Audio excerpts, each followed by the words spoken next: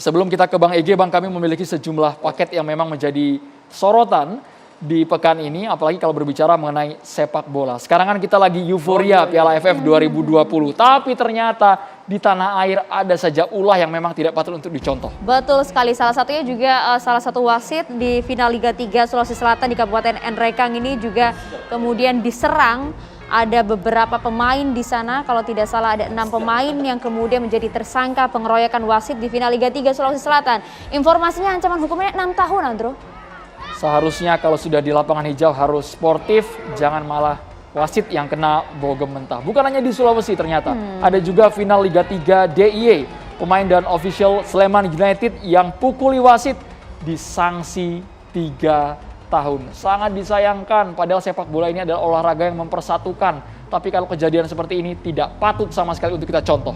Iya, dan saat ini juga sudah ditangani oleh pihak kepolisian juga. Jadi bukan untuk dicontoh dan tidak dibenarkan dengan alasan apapun begitu ya.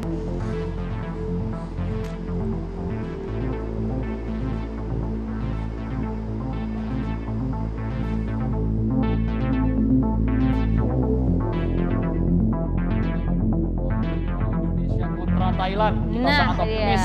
Semoga besok, Bang. Besok malam, Bang. Semoga Indonesia bisa mengalahkan Thailand dengan skor tipis juga sangat kita dukung, Bang. Skor telak kalau perlu, Bang. Kali ini masuk finalnya. Ada gitu lagi satu cuplikan lagi, ada yang sangat menarik, tapi besok kita simpan dulu, Maria. Ya, Bang Effendi Ghazali.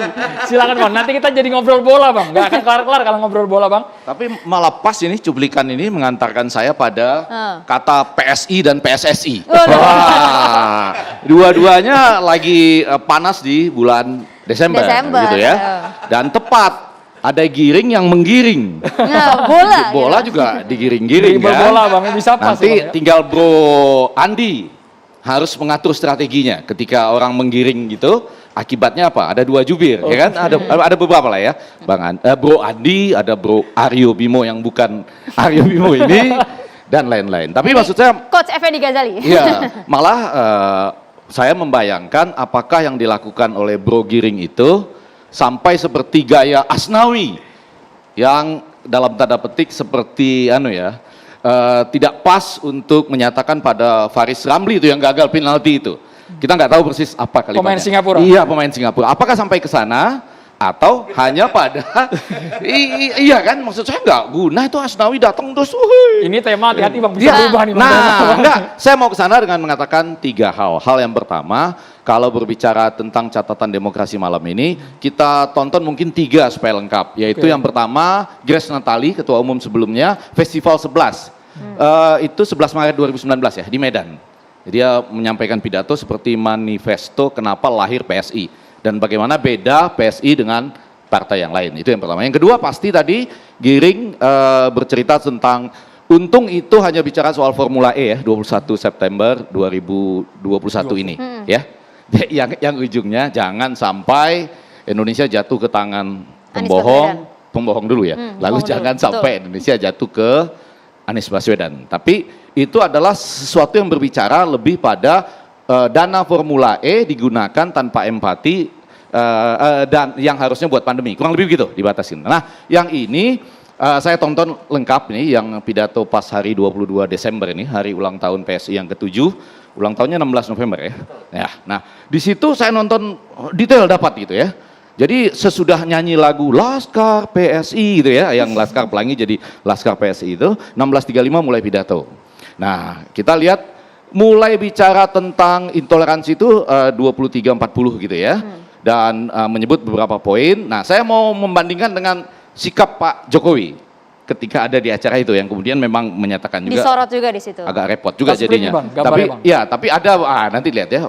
Antara lain itu mulai berbicara tentang 5 hal. Yang pertama itu orang yang menggunakan isu sara, kemudian yang kedua memenangkan pilkada dengan segala cara, yang ketiga itu pembohong dipecat dan tidak becus bekerja.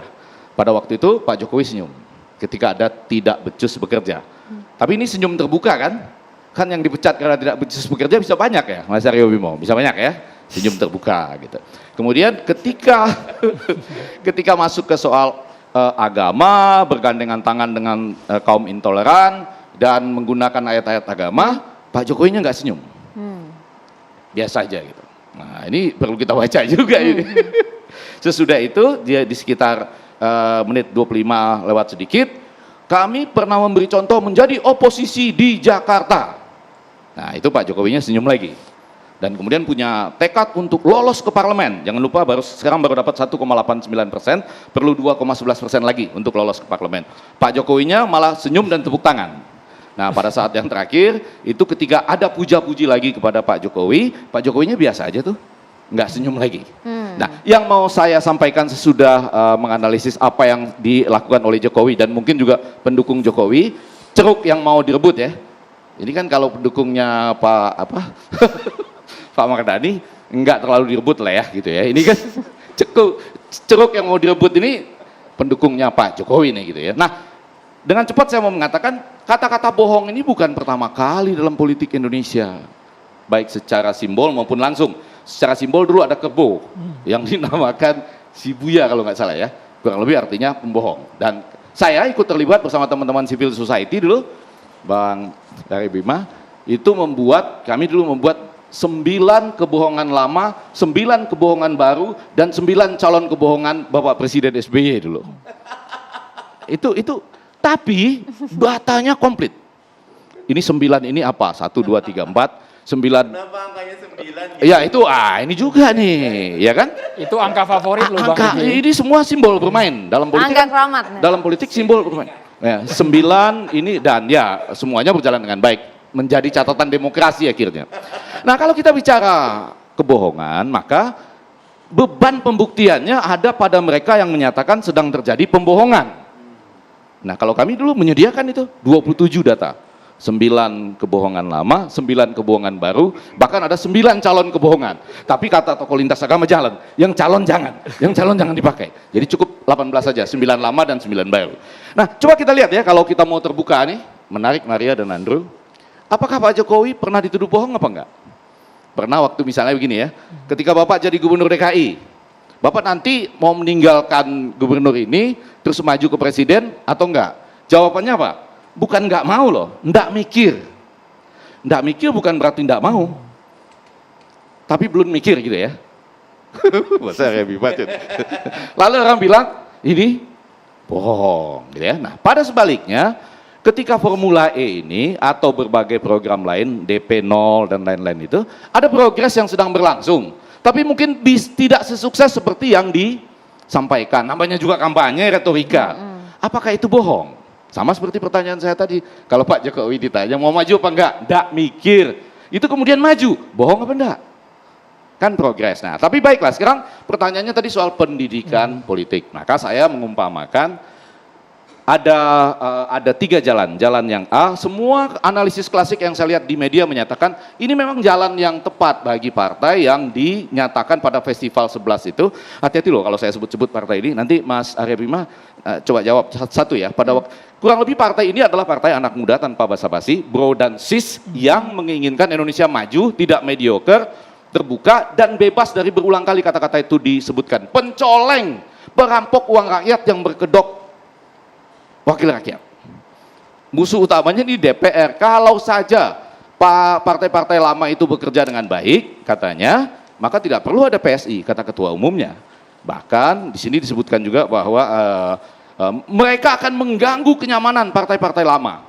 Mereka akan mengganggu tidur panjang politisi-politisi yang cuma bekerja 5 tahun sekali. Ya, bahkan terakhir kan itu ya, kalau kami lolos ke Senayan, kami akan membuat gaduh di Senayan. Jadi memang gaya kalimat-kalimat yang dipakai, ini kayak tahun 1967 lah, di Amerika itu ada International Youth Party. Itu kurang lebih menggunakan prank di jalanan 1967 loh, untuk menghasilkan hal-hal yang seperti itu. Muncul pertanyaan, apakah baik bagi pendidikan politik atau tidak? Nah, saya mau menjawab dengan ABC. A-nya adalah, saya yakin teman-teman ini sudah mempersiapkan semacam tim. Kalau ini yang yang melontarkan, menggiring bola, nanti yang jawab siapa? Entah kenapa, itu 2 video, kita nggak bisa menghubungkan antara video yang Anies adalah pembohong pada Formula E yang uangnya harusnya digunakan buat pandemi, dengan yang pidato pada 22 Desember ini. Walaupun kalau orang lihat dua video itu pasti maksudnya ini nih. Tapi nggak bisa, secara normatif nggak bisa dihubungkan pada hal itu gitu ya. Nah yang B, saya mau mengatakan, apakah ini berlebihan atau tidak? Saya menganggap ini agak offside. Yang bagian ini, yang bagian pidato 22 Desember ini. Ya, karena yang pertama, membuat repot presiden. Itu bahkan secara langsung disampaikan Dia ya. hadir di situ, saya perhatikan betul senyumnya, kapan senyum, kapan tidak loh. Ada bagian-bagian begitu menyebut ayat agama dia serius loh. Ya kan, nggak senyum dia. Tapi mau masuk parlemen, dia senyum gitu ya. Nah, jadi ada gaya-gaya tadi, tidak basa-basi, tapi mungkin ada batasnya juga. Ini mungkin pelan-pelan harus diperhatikan sama teman-teman. Nah, yang terakhir tentu menjadi menarik untuk apakah betul menggunakan teori-teori klasik bahwa ceruk misalnya ya, Bang Anies Baswedan, Gubernur DKI Jakarta ini sekarang disukai oleh 25-30%. Tidak berarti yang tidak suka itu 70%, enggak. Ini kita belum bicara elektabilitas ya, saya paling kritis terhadap survei-survei yang menanyakan elektabilitas. Apa elektabilitas, orang narasi belum ada. Ini likability, baru kesukaan.